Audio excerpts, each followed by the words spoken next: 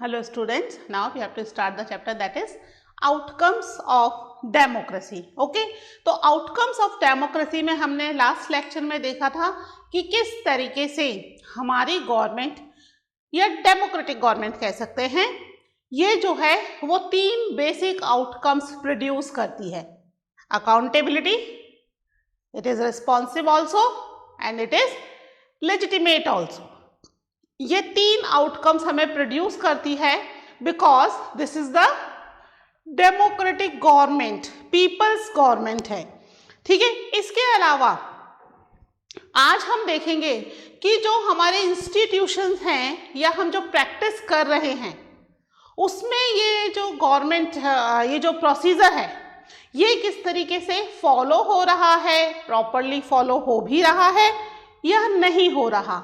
ठीक है, इसको आज हम डिस्कस करेंगे. क्या करेंगे हम आज? To measure the democracy. आज हम मेजर करेंगे डेमोक्रेसी को किसके according? To measure the democracies on the basis of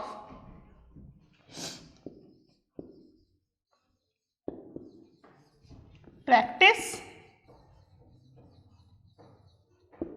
and institutions.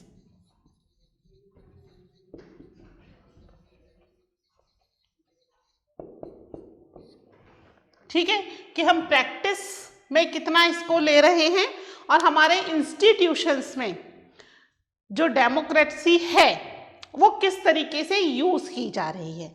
तो हम बिल्कुल शुरू से शुरू करते हैं कि डेमोक्रेसी में क्या होते हैं? इलेक्शंस होते हैं. Through the election we choose the people. तो कैसे इलेक्शंस होते हैं? यहाँ पर रेगुलर होने चाहिए, फ्री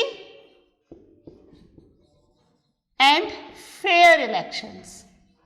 यही होने चाहिए ना, ये इलेक्शंस होने चाहिए. तो क्या ऐसा होता है? ठीक है, रेगुलर इलेक्शंस होते हैं. हमारे यहाँ प्रोसीजर है after every 5 years we should change the government और we can choose the government. Okay, free भी है, एनी वन कैन पार्टिसिपेट. अगर पार्टी की तरफ से टिकट नहीं मिलता है तो वी कैन पार्टिसिपेट इंडिपेंडेंटली, है ना. अब फेयर इलेक्शंस हैं क्या? ये थोड़ा सा इशू आता है डिस्कस करने का कि is the elections are fair. क्या यहाँ सभी को प्रॉपर चांस मिल रहा है? हमने मनी एंड मसल्स पावर पढ़ा था, लास्ट चैप्टर में पढ़ा था ना, पॉलिटिकल पार्टीज वाले में. तो यहाँ पर as such elections regular and free तो हैं बट फेयर है, इस पे थोड़ा सा डाउट है कि ये फेयर है भी या नहीं. इसके अलावा आ जाता है यहाँ पर जो है ओपन डिबेट होनी चाहिए, ओपन पब्लिक डिबेट.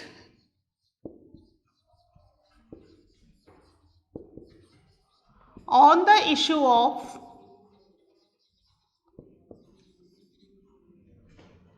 पॉलिसीज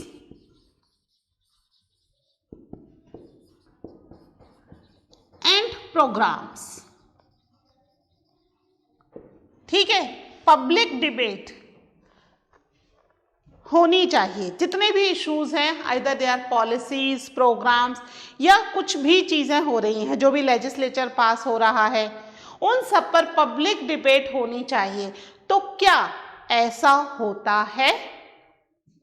अब कुछ टाइम से हमारा मीडिया इतना ज़्यादा वास्ट हो चुका है, इतना रिस्पॉन्सिबल भी हो चुका है, कह सकते हैं कि यहाँ पर काफ़ी इश्यूज पर पब्लिक डिबेट्स होती हैं. But most of the time जो इम्पॉर्टेंट इश्यूज हैं उन इश्यूज पर कभी भी कोई पब्लिक डिबेट नहीं होती. वो ऐसे ही शांत हो जाते हैं जिन इश्यूज पर होनी चाहिए. ठीक है, तो पब्लिक डिबेट के लिए जो बेसिक प्लेटफॉर्म मिलना चाहिए वो प्लेटफॉर्म नहीं मिल पाता है. ठीक है, तो यहाँ पर ये जो सेकंड हमारी जो डेमोक्रेसी की हम कह सकते हैं प्रैक्टिस होनी चाहिए वो प्रॉपर प्रैक्टिस नहीं हो पा रही है. इसके अलावा डेमोक्रेसी में citizens have the right, citizens के पास क्या है,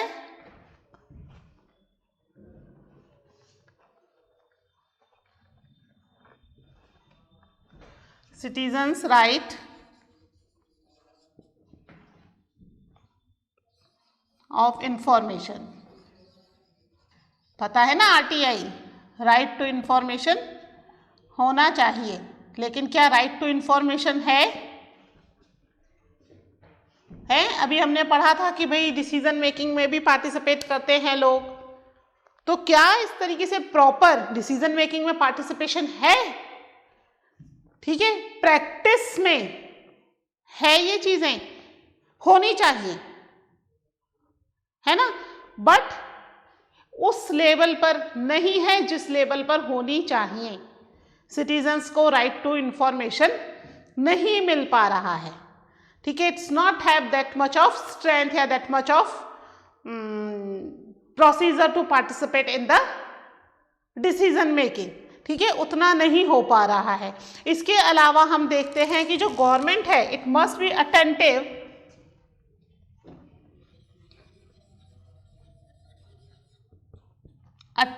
to the needs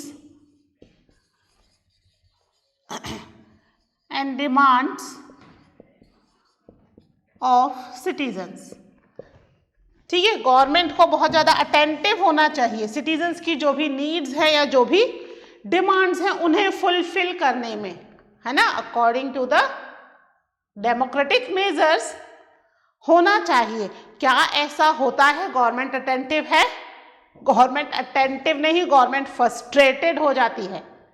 फ्रस्ट्रेटेड हो जाती है कि लोग बार बार चीज़ें मांगते हैं, कितनी ज़रूरतें पूरी करें, इतनी बड़ी कंट्री है, इतनी लार्ज पॉपुलेशंस है, हर एक की नीड्स और डिमांड्स फुलफिल नहीं कर सकते, तो दे बिकम फ्रस्ट्रेटेड, है ना, और डिमांड्स को फिर इग्नोर करना शुरू कर देती है। ठीक है, फ्रस्ट्रेटेड हो जाती है नीड्स पर, और फिर जो डिमांड्स हैं वो फुलफिल करने की बजाय क्या करना शुरू कर दिया, इन डिमांड्स को इग्नोर करना शुरू कर दिया। ठीक है, हम पढ़ रहे हैं कि प्रैक्टिस में ऐसा होना चाहिए। रियल एक्चुअल आउटकम्स क्या हैं वो हम डिस्कस कर रहे हैं कि एक्चुअली में क्या आउटकम्स आ रहे हैं। तो गवर्नमेंट जो है उसे नीड्स पूरी करनी चाहिए, they have to be attentive, but attentive नहीं हो रही है, फ्रस्ट्रेट हो जाती है, and finally it start ignoring the people's demand कि क्या क्या डिमांड्स पूरी की जाए, तो डिमांड्स को पूरा नहीं कर पाती है। इसके अलावा एक और भी है बहुत ही अच्छा, आपको पढ़ करके ही थोड़ी सी लगेगा कि क्या मैडम बता रही हैं, free of corruption. Corruption,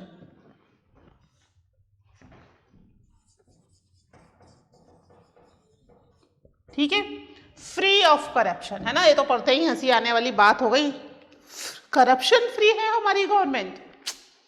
rose newspaper में न्यूज़ आती है, आज इसको रिश्वत लेते पकड़ा, आज उसको रिश्वत लेते पकड़ा, आज इसके घर पर इसकी रेड हुई इनकम टैक्स डिपार्टमेंट की, आज उनके यहाँ पर ये हुआ, है ना।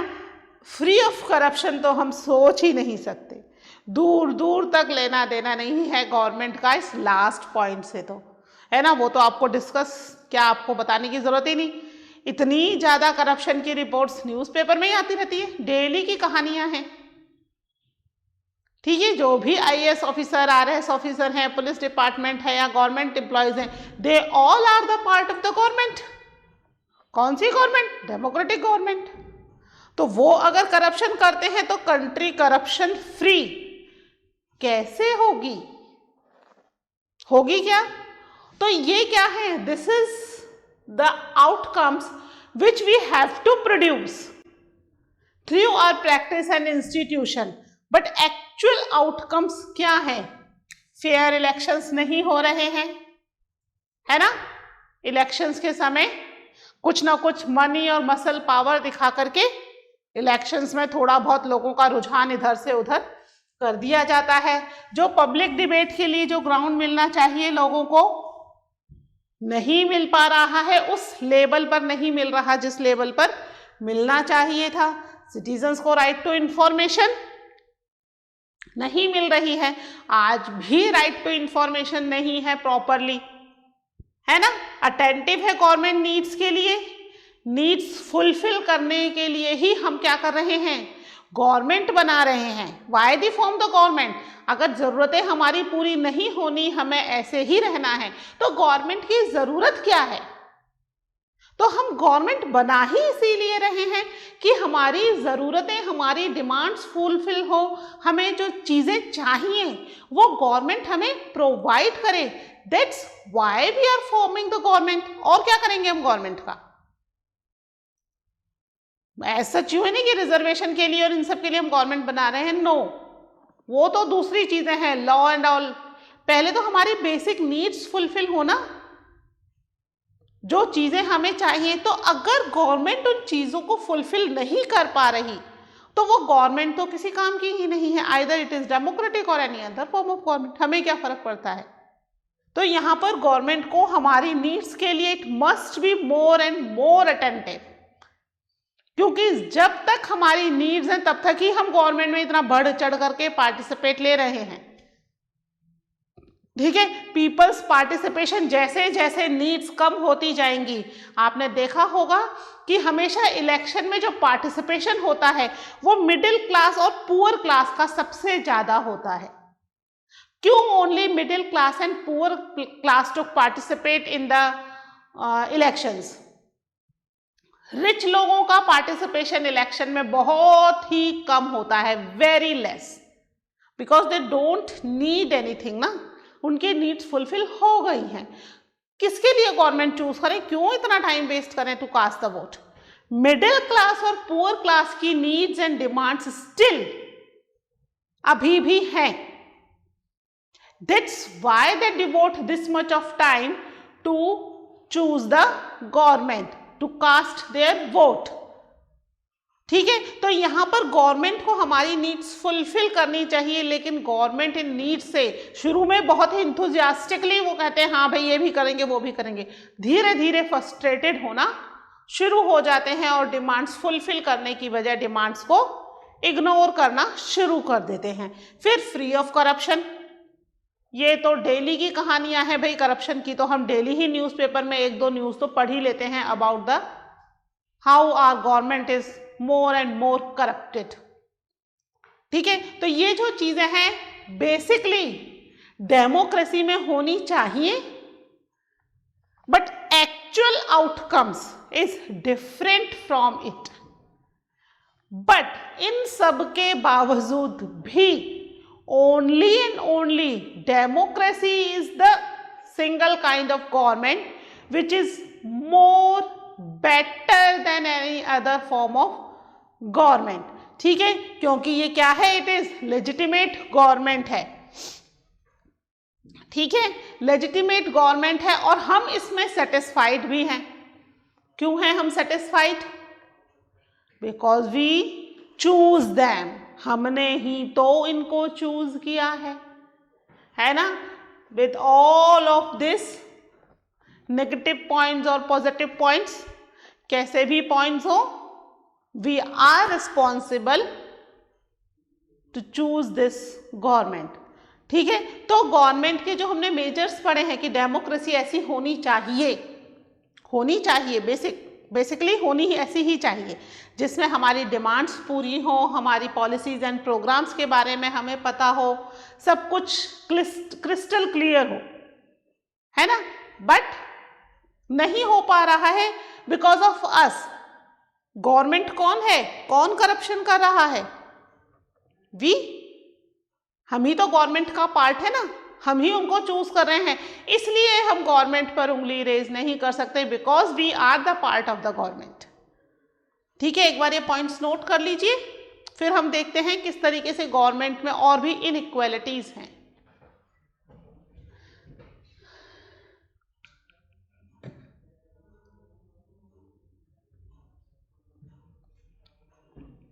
ठीक है, इसको रब कर दूं, समझ में आया ना कि ये क्या है, प्रैक्टिस और इंस्टीट्यूशंस में ये मेजर्स हैं, एक्चुअली में ये चीजें एक्चुअल आउटकम्स में नहीं आ रही जो आनी चाहिए। ठीक है, मैं इसको रब कर रही हूं। गवर्नमेंट जो है वो लेजिटिमेट है, क्यों है? क्योंकि इट्स पीपल्स ओन गवर्नमेंट। सारी खराबियां होने के बावजूद भी ये गवर्नमेंट कैसी है? ये हमारी अपनी गवर्नमेंट है, पीपल्स ओन गवर्नमेंट है ना। इसे किसी और ने चूज नहीं किया है, इसे हमने खुद ने चूज किया है। इसीलिए people are satisfied with the government. ठीक है, इसके अलावा हम देखेंगे इकोनॉमिक स्फेयर में भी बहुत ही ज्यादा इनइक्वालिटी है। आपकी बुक में तो एक बहुत अच्छा सा कार्टून दे रखा है, देखा है वो कार्टून? एक बहुत पहलवान दे रखा है ऐसे करके, है ना। जो बॉडी है, ऊपर की वाली बॉडी तो अच्छी हेल्दी वेल्दी है, लिखा है वहां rich, that is the body of the rich people. फिर जो मिडिल पार्ट है, कमर वाला जो पार्ट है, मिडिल पार्ट, मिडिल क्लास। ठीक है, बहुत हेल्दी भी नहीं है, बहुत दुबला पतला भी नहीं है, और मीडियम है। ऊपर वाला पार्ट तो छोटा ही है, ठीक है ना। सिर और चेस्ट वाला पार्ट अच्छा खासा हेल्दी है, बट साइज में छोटा है। फिर कमर वाला पार्ट बड़ा है, that is the middle class, ना रिच है ना पुअर है, ठीक है उसकी शेप। फिर नीचे की तरफ बहुत ही पतली पतली लंबी टांगें दी हुई हैं, लिखा है पुअर, यानी कि वो लास्ट वाला पार्ट जो है उस व्यक्ति की बॉडी का, that is the poor people, है ना। लंबी पतली टांगें किसको इंडिकेट कर रही हैं? लंबी टंबी टांगें यानी लंबा पार्ट है, बड़ा पार्ट है, यानी पुअर ज्यादा है कंट्री में, रिच पीपल कम है, फिर मिडिल क्लास है, और फिर पुअर है। तो वो पुअर ज्यादा है, और कैसे हैं? उनके पास फैसिलिटी एकदम कम है, बिल्कुल पतली पतली टांगें, means they don't have any facilities. Economic growth नहीं है, ठीक है। तो इकोनॉमिक ग्रोथ और डेवलपमेंट डेमोक्रेसी में कैसे होगा? ठीक है, हम पढ़ेंगे आज, क्या पढ़ेंगे इसके बारे में, about the economic growth and development.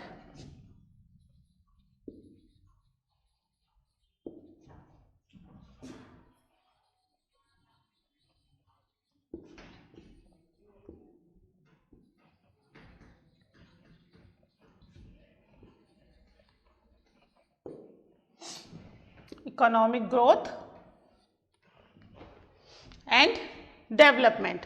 तो इस चीज में अगर हम बात करें डेमोक्रेसी की, तो डेमोक्रेसी में हम देखेंगे कि economic growth comparative to any other kind of government कम है, उतनी नहीं है जितनी any other form of government में होनी चाहिए। ठीक है, इंडिया इंडिपेंडेंट हुआ 1947 में, ठीक है। अगर हम 1950 से 2000 के बीच के डाटा की बात करें तो हम देखेंगे कि डेमोक्रेसी गवर्नमेंट के कंपैरिजन में जहां पर डिक्टेटरशिप थी, उन कंट्री का डेवलपमेंट रेशियो थोड़ा हमसे ज्यादा था डेमोक्रेसी के कंपैरिजन में। तो डेमोक्रेसी में उतनी ज्यादा इकोनॉमिक ग्रोथ नहीं है जितनी any other form of government में है ना। ऐसा क्यों है? इसके पीछे कुछ कारण हैं, ठीक है। क्या है? सबसे पहले हम देख लेते हैं कि क्या बता रहे हैं evidences shows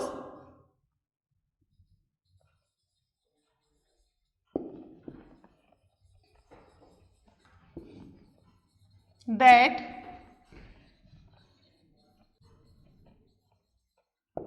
democracies are not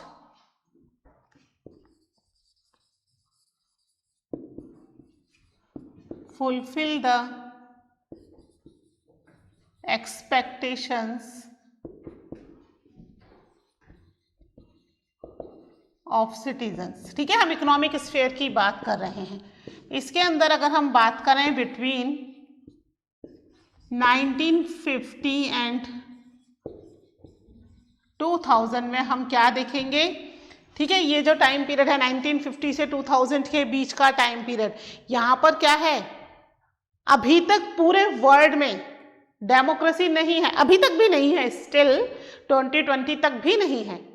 but ये जो टाइम पीरियड था 1950 से 2000 के बीच में बहुत सारी कंट्रीज स्विच होना शुरू हो गई थी, है ना। जो भी फॉर्म ऑफ गवर्नमेंट थी, आइदर मोनार्क और डिक्टेटर, जो भी फॉर्म ऑफ गवर्नमेंट थी उससे यहाँ पर गवर्नमेंट जो है वो स्विच होकर के डेमोक्रेसी में आना शुरू हो गई थी। सेकेंड वर्ल्ड वॉर खत्म हो चुका था उसके बाद में, ठीक है। तो यहाँ पर हम देखेंगे कि डिक्टेटरशिप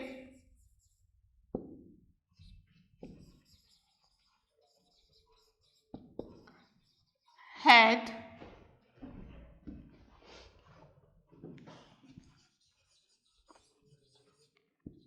slightly higher growth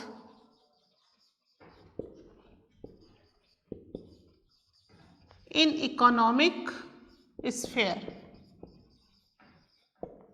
ठीक है। डिक्टेटरशिप में क्या थी, स्लाइटली, बहुत ज्यादा फर्क नहीं था, है ना। अपनी बुक में डाटा दिया हुआ है, तो अकॉर्डिंग टू दैट डाटा बहुत ज्यादा फर्क नहीं है, कम है, बट फर्क है। डिक्टेटरशिप में जो डेवलपमेंट है या हम कह सकते हैं इकोनॉमिक ग्रोथ है, वो इकोनॉमिक ग्रोथ डेमोक्रेटिक कंट्रीज के कंपैरिजन में काफी है, ठीक है। डेमोक्रेटिक कंट्रीज जो हैं वो उतना ज्यादा डेवलपमेंट नहीं कर पा रही हैं। तो क्या इकोनॉमिक ग्रोथ ही सब कुछ है? भाई वो इकोनॉमिक ग्रोथ तो दे रहे हैं, लेकिन फिर वो डिक्टेटरशिप में बाकी की सारी फ्रीडम भी तो ले रहे हैं। You don't have right to information, you can not speak, you can not express your views, you don't have right to practise your religion, बहुत सारी चीजें हैं, है ना। आपको कल्चर फॉलो करने की फ्रीडम नहीं है, जो कल्चर कंट्री ने एक्सेप्ट किया है that you have to accept. तो बहुत सारी चीजें हमसे ले रहे हैं, तब जाके थोड़ी सी हल्की सी ग्रोथ इकोनॉमिक स्फेयर में मिल रही है ना। तो क्या हम पैसे के लिए अपनी सारी फ्रीडम देने के लिए तैयार हैं? हाँ भाई कि इकोनॉमिक ग्रोथ होनी चाहिए, चाहे बदले में हमें कोई और फ्रीडम मिले ना मिले, बस पैसा बहुत अच्छे से कंट्री के अर्न होना चाहिए और हमें भी बहुत अच्छे से पैसा मिलना चाहिए। उस पैसे का करोगे क्या जब आपको आज़ादी ही नहीं है फ्रीली बाहर घूमने की, बोलने की, बात करने की? रिस्ट्रिक्शंस लगा दी गई हैं बहुत सारी तरह तरह की, कहीं कहीं तो राइट टू लिव भी नहीं मिलता है। हिटलर वाला चैप्टर पढ़ा था ना लास्ट ईयर, इमेजिन करो, बहुत अच्छा डेवलपमेंट किया था हिटलर ने जर्मनी का, इकोनॉमिक स्फेयर में एक wonderful development was there. But अगर आप आर्यन नहीं हो, आप जीज हो, तो फिर आपकी क्या कंडीशन होती है उस कंट्री में? Are you able to live in that country? Possible ही नहीं है ना। तो ऐसे इकोनॉमिक ग्रोथ का क्या फायदा जहां पर आपको कोई और फैसिलिटी ना भी मिले, ठीक है। तो यहां पर डिक्टेटरशिप में इकोनॉमिक ग्रोथ हो रही है, ठीक है। अब इकोनॉमिक ग्रोथ जो है वो कुछ फैक्टर्स पर डिपेंडेंट करती है। इकोनॉमिक ग्रोथ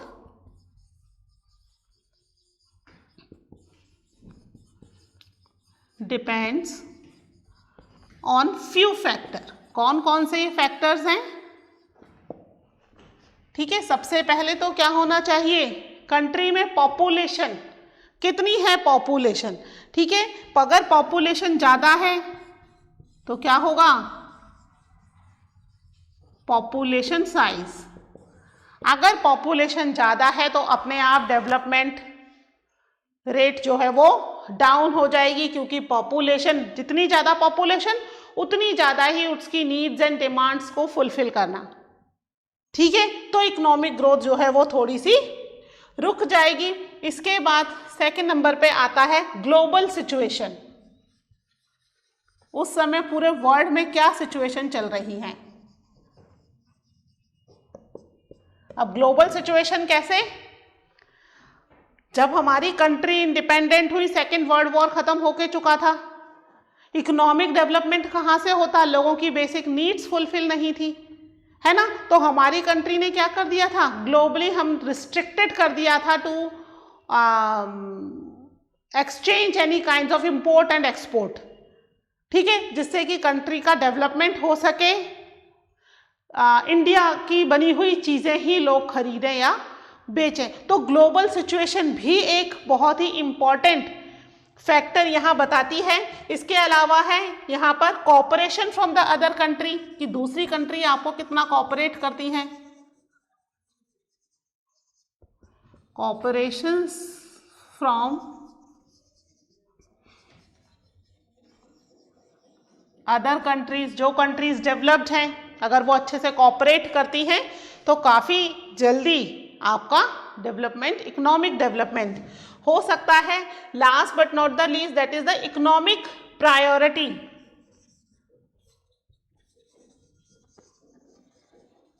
ठीक है, economic priority adopted by the country.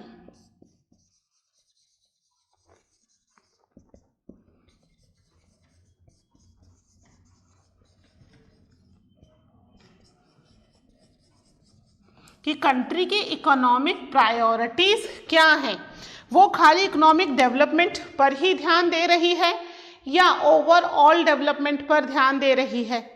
ठीक है, तो ये चार जो फैक्टर्स हैं इकोनॉमिक डेवलपमेंट को बताते हैं कि इकोनॉमिक डेवलपमेंट किस कंट्री का कैसा होगा। सबसे पहले क्या है, दैट इज पॉपुलेशन साइज, फिर ग्लोबल सिचुएशन, ग्लोबल सिचुएशन मतलब पूरे वर्ल्ड में किस तरह की सिचुएशंस चल रही हैं।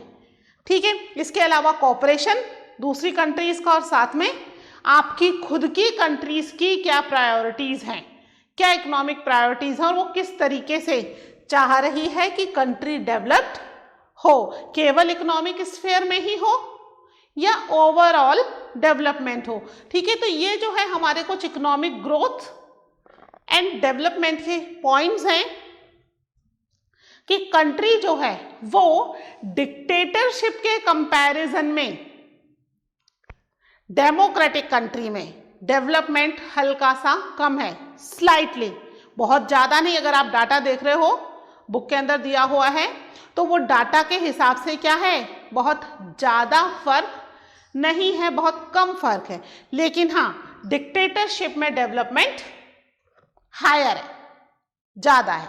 ठीक है, लेकिन उस हायर इकोनॉमिक ग्रोथ के बदले में हमें अपनी बाकी की सारी फ्रीडम खोनी पड़ेंगी।